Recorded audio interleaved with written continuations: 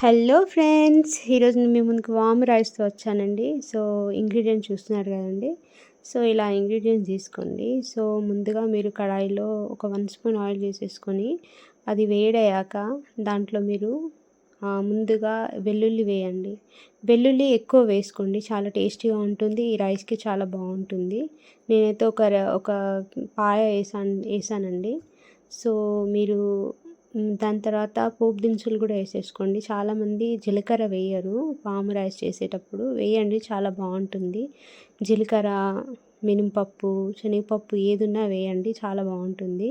పల్లీలు కూడా వేసుకుంటారండి, నేనైతే తినను కాబట్టి నేను వేయను.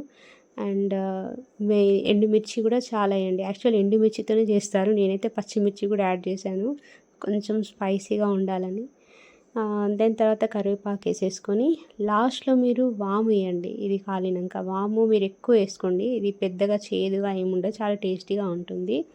సో వాము వేసుకున్నాక మీరు ఉప్పు అండ్ ఒక 1 స్పూన్ పసుపు వేసేసుకొని మంచిగా దాన్ని కాలనిచ్చినాక ఆల్రెడీ ఉడికించి పెట్టుకుని చల్లార్చుకున్న రైస్ ఉంటుంది కదండి, అది వేసేసుకొని మంచిగా కలుపుకోండి.